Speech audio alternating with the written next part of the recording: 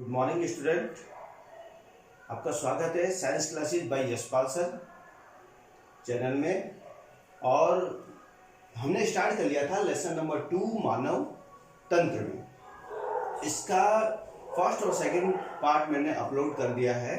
आज मैं लेके आया हूँ आपके लिए इसका पार्ट थर्ड। इससे पहले हमने पढ़ चुके हैं कि मानव में आमाशय में पाचन की क्रिया किस तरह से होती है। एक बार वापस से देख लेते हैं आमाशय में पाचन कैसे होता है। पहले इसकी आमाशय की संरचना देख लेते हैं। आमाशय की संरचना ये हम देखते हैं, ये भाग होता है इसका ऊपरी भाग ग्रशिका होता है और ग्रशिका आगे जाकर एक जे समान संरचना में खुलती है, जिसे हमने क्या नाम दिया है, क्या नाम दिया इसका, आमाशय नाम दिया है। अब इसमें देखिए आप, ग्रशिका कि जैसे भोजन इसमें आता है आमाशय भाग स्टार्ट हो जाता है। आमाशय को हमने 3 मुख्य भाग में डिवाइड किया है। आमाशय को 3 मुख्य भाग में डिवाइड किया, बहुत ध्यान से देखना, इसको एग्जाम में पूछ लेता है।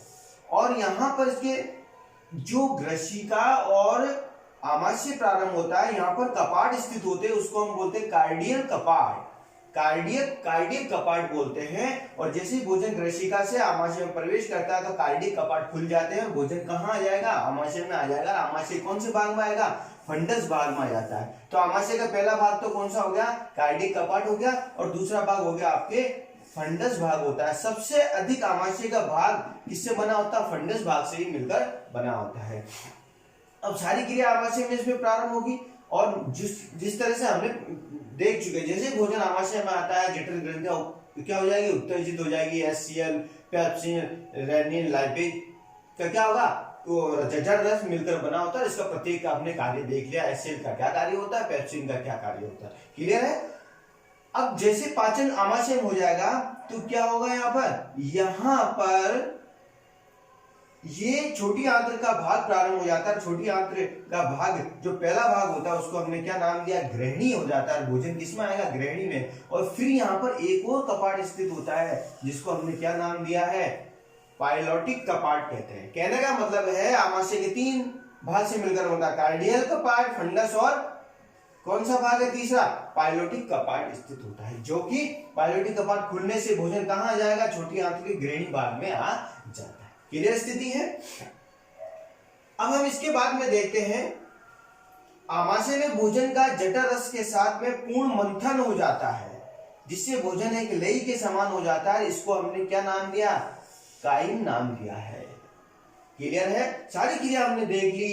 अपने HCl, पेप्सिन, लाइपेज, रेनिन का क्या कार्य होता है, उसके बाद में भोजन का क्या होगा, मंथन होता है और लई के रूप में हो जाता है। और इसको क्या नाम दिया है, इसको हमने कायम नाम दिया है। एग्जाम में पूछ लेता है, मंथन के बाद में आमाशय में जो भोजन का नाम क्या होता है, कायम होता है। इससे पहले हमने देखा था मुख में धातु के द्वारा लाल स्रावित होती है, बोलस नाम दिया था। अब बोलस यहाँ पर आएगा, किसमें परिवर्तन हो जाए, कायम में परिवर्तन हो जाएगा। क्लियर है। आमाशय में पाचन की क्रिया हम पर ने देख ली अच्छी तरह से।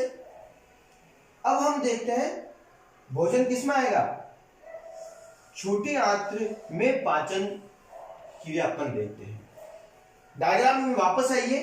जैसे भोजन छोटी आंत्र में यहां पर आता है तो यहां पर देख लीजिए, यहां पर 2 ग्रंथियां स्थित होती है। एक तो है यकृत ग्रंथि और दूसरी है आपके कौन सी है, अग्नाशय ग्रंथि।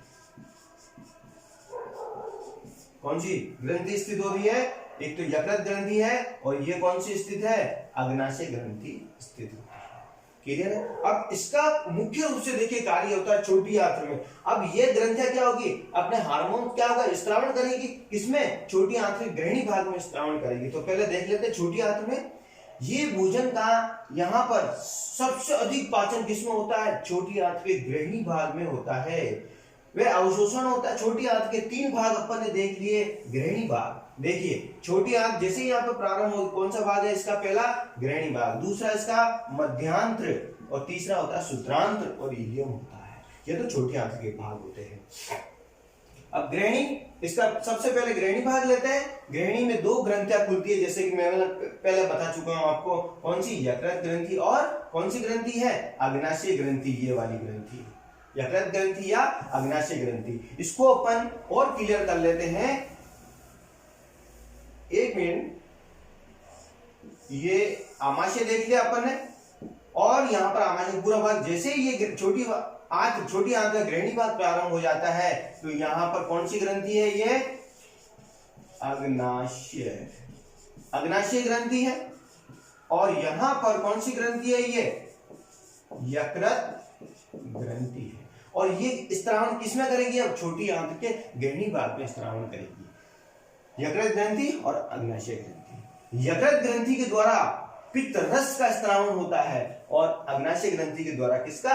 अग्नाशय रस का स्त्रावण होता है। अब देख लेते हैं पित्त रस का क्या कार्य होता है। पित्त रस होता है जो एक क्षारीय द्रव होता है जो भोजन के अम्लीय माध्यम को किसमें परिवर्तित करेगा? क्षारीय माध्यम में परिवर्तित करेगा। जो पित्त, और उसमें क्या है? पित्त लवण अम्लों के विटामिन के आदि के अवशोषण में सहायक होता है। ये इतना इसका कार्य होता है। क्लियर स्थिति एक बार वापस से देख लेते हैं। आमाशय की हमने संरचना देखी है और इसमें कार्डियल कपाट, फंडस भाग और पायलोटिक कपाट स्थित होते हैं। आमाशय का पाचन हमने पूरा कर चुके हैं इससे पहले वाले वीडियो में। अब भोजन किसमें आएगा? छोटी आंत्र में आएगा। और छोटी आंत्र के 3 भाग देखे, ग्रहणी, मध्यांत्र और सूत्रांत है। तो सबसे पहला यहाँ पे प्रारंभ होता है छोटी आंत्र का, ये ग्रहणी भाग होता है। और ग्रहणी भाग रटने की आवश्यकता नहीं है, डायग्राम में प्रैक्टिस कीजिए, अपना क्वेश्चन बिल्कुल आसान हल होगा। छोटे से छोटा क्वेश्चन भी आप कर पाएंगे। छोटी आंत्र के ग्रहणी भाग में 2 ग्रंथियां स्थित होती है, अग्नाशय ग्रंथि और यकृत ग्रंथि। यकृत ग्रंथि के द्वारा पित्त रस का स्त्रावण होता है और अग्नाशय ग्रंथि के द्वारा अग्नाशय रस का स्त्रावण होता है। अब पित्त रस होता है क्या? क्षारीय होता है, जो भोजन के अम्लीय माध्यम को क्षारीय में परिवर्तित करता है। इसके अलावा इसमें पित्त लवण, वसा, विटामिन आदि का यह अवशोषण करने का भी कार्य करता है। ये तो हो गया यकृत ग्रंथि। अब देखिए मुख्य रूप से दूसरी ग्रंथि आती है जो बहुत ही इंपॉर्टेंट है, अग्नाशय ग्रंथि। ये ग्रंथि अग्नाशय ग्रंथि आमाशय के नीचे स्थित होती है। कौन सा रस स्त्रावण करेगी? अग्नाशय रस का स्त्रावण करती है। और इसमें एक मुख्य बात देखिए, ये ग्रंथि होती है बहिस्रावित भी होती है और अंतःस्रावित ग्रंथि भी होती है। कौन सी? अग्नाशय ग्रंथि। अग्नाशय ग्रंथि बहिस्रावित भी होती है, अंतःस्रावित ग्रंथि भी होती है। क्या साहब ये क्या होता है बहिस्रावित और अंतःस्रावित ग्रंथि? बहिस्रावित ग्रंथि तो वह होती है जो नलिका युक्त होती है और अपना स्त्रावण शरीर के बाहर करती है, उसे हम बहिस्रावित ग्रंथि कहते हैं। और अंतःस्रावित ग्रंथि वह जो अपना स्त्रावण शरीर के सीधा, नलिया नहीं होती है इसमें, और सीधा रक्त में स्त्रावण करती है, उसे हम कहते हैं अंतःस्रावित ग्रंथि। अब ये अग्नाशय ग्रंथि 2 तरह से कार्य करती है, अंतःस्रावित ग्रंथि भी और बहिस्रावित ग्रंथि भी। अब किस तरह से कार्य करती है वो हम आगे वीडियो में देखते हैं। तो आपसे अगर एग्जाम में पूछ ले अग्नाशय के बहिस्रावित और अंतःस्रावित ग्रंथि कौन सी है? अग्नाशय ग्रंथि होती है। ठीक है, तो अगले वीडियो में अपन देखते हैं। अग्नाशय ग्रंथि जिसे हम बहिस्रावित ग्रंथि भी कहते हैं, अंतःस्रावित ग्रंथि भी कहते हैं, जिससे मैंने पहले आपको बता दिया है। बहिस्रावित ग्रंथि क्यों कहते हैं? जो मैं इसमें पाचक एंजाइम नलिका के माध्यम से ग्रहणी में पहुंचता है, अर्थात ये नलिका एक नलिका युक्त ग्रंथि होती है, इसलिए हमने क्या नाम दिया इसको? बहिस्रावित ग्रंथि कहते हैं। अंतःस्रावित ग्रंथि क्या कारण है? देखिए अंतःस्रावित इसमें क्या पाई जाती है? लैंगरहैंस के द्वीप स्थित होते हैं। इसमें स्रावित हार्मोन सीधे कहां जा रहे हैं? रक्त में जा रहे हैं, इसलिए इसे हमने क्या नाम दिया? अंतःस्रावित ग्रंथि। इसमें नलिका नहीं होती है, इसलिए इसे हम अंतःस्रावित ग्रंथि कहते हैं। सीधे इसका स्त्रावण कहां हो रहा है? रक्त में हो रहा है इसका स्त्रावण, इसलिए इसे क्या कहते हैं? अंतःस्रावित ग्रंथि कहते हैं। एक बात और है इसमें लैंगरहैंस की दीपिकाएं 2 कोशिकाएं होती है, अल्फा कोशिका, बीटा कोशिका। क्लियर है? बहुत अच्छी तरह देखना, 1 नंबर का क्वेश्चन आता है इसमें। किसमें? अंतःस्रावित ग्रंथि में, अग्नाशय की अंतःस्रावित ग्रंथि। लैंगरहैंस की दीपिका में 2 कोशिकाएं होती है, अल्फा कोशिका और बीटा कोशिका। अब इसका देखिए कार्य क्या होता है, बहुत ही इंपॉर्टेंट है। अल्फा कोशिका ग्लूकोगॉन का स्त्रावण करती है। किसका स्त्रावण कर रही है? अल्फा कोशिकाएं। कौन सी? देखिए अग्नाशय की, कौन सी? अग्नाशय में लैंगरहैंस दीपिकाएं होती है, उसमें कौन सी? अल्फा कोशिकाएं ग्लूकोगॉन का स्त्रावण करती है। और दूसरी होती है बीटा कोशिका। किसका स्त्रावण कर रही है? इंसुलिन का स्त्रावण कर रही है, जो बहुत नाम सुना होगा आपका, इंसुलिन। क्या कार्य होता है इंसुलिन?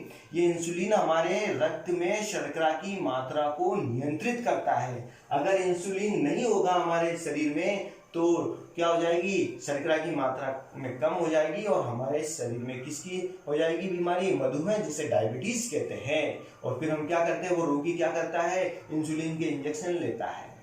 तो इसकी अग्नाशय ग्रंथि की बीटा कोशिकाएं क्या स्रावन कर रही है, इंसुलिन हार्मोन का स्रावन कर रही है। और देखिए हम एक एक का देख लेते हैं। जो आपके इंसुलिन है ये हार्मोन क्या कर रहा है, शर्करा को किसमें बदल रहा है, ग्लाइकोजन में बदल रहा है। इस स्थिति में हमारे शरीर में, शरीर के रक्त में शर्करा की मात्रा नियंत्रित होती है। एग्जाम में क्वेश्चन में पूछता है, अभी ऐसे नहीं पूछेगा कि अग्नाशय की कौन सी कोशिका इंसुलिन हार्मोन का स्रावन करती है, तो उत्तर क्या होगा आपका, बीटा कोशिका इंसुलिन हार्मोन का स्रावन करती है। और इंसुलिन हार्मोन का क्या कार्य होता है, ये हमारे शरीर में शर्करा की मात्रा को नियंत्रित करता है, क्योंकि ये शर्करा को किसमें बदल रहा है, ग्लाइकोजन में बदल रहा है। क्लियर है। अब दूसरा देख लीजिए, ग्लूकागॉन क्या कार्य कर रहा है, ग्लाइकोजन को शर्करा में बदल, जस्ट इसका उल्टा करता है। कौन, ग्लूकागॉन कार्य करता है।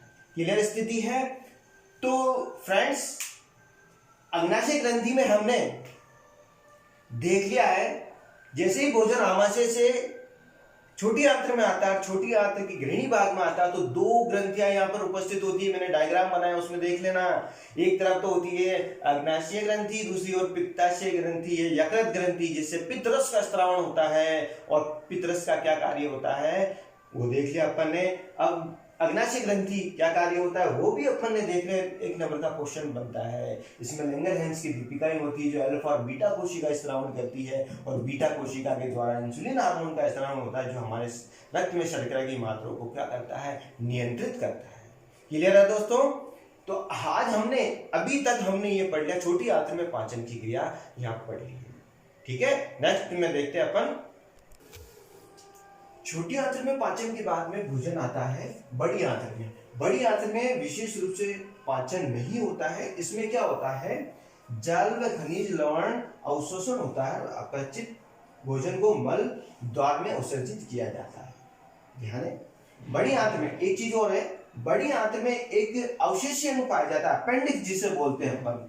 कृमि रूप परिशिशिका उपस्थित होती है। हमारे शरीर में अवशेषीय अंग आप जानते हैं कौन कौन से, जिसमें एक भाग बड़ी आंत्र के में स्थित होता है, जिसे हम कहते हैं अपेंडिक्स कहते हैं। बड़ी आंत्र में हो गया। अब लास्ट में जाकर मालाशय में, आहार नाल का अंतिम भाग होता है मालाशय, जहां मल को गुदा द्वारा हम शरीर से बाहर समय समय पर बाहर त्यागते हैं। तो फ्रेंड्स, ये हमने मानव में पाचन तंत्र को हमने 3 वीडियो में पूरा कंप्लीट कर लिया है। बहुत अच्छी तरह से देखिए, इसको बार बार रिवाइंड करके देखिए, आप इसको नोट्स बनाइए और पूरा देखिए। आप बहुत ही अच्छी तरह से मैं आपको नोट्स करा रहा हूं। और एक बार मैं फिर बोलता हूं आपको, जो हमारा चैनल है science classes bye Yashpal sir, वहां पर मैंने लेसन नंबर 1 के सारे वीडियो अपलोड कर दिए हैं। इनको बार बार देखिए, नोट्स बनाइए, मेरी गारंटी है बहुत अच्छे मार्क्स आएंगे। ठीक है। और इसको अपने फ्रेंड्स में इसको शेयर कीजिए, लाइक कीजिए, सब्सक्राइब कीजिए। घर बैठे स्टूडेंट जो जिनके पास में बुक्स नहीं है, नोट्स किसी प्रकार के नहीं हैं, उनको ये मटेरियल उपलब्ध कराइए। और मेरी गारंटी है आपको इसके बाद में कहीं भी कोचिंग जाने की आवश्यकता नहीं होती है। Thank you very much.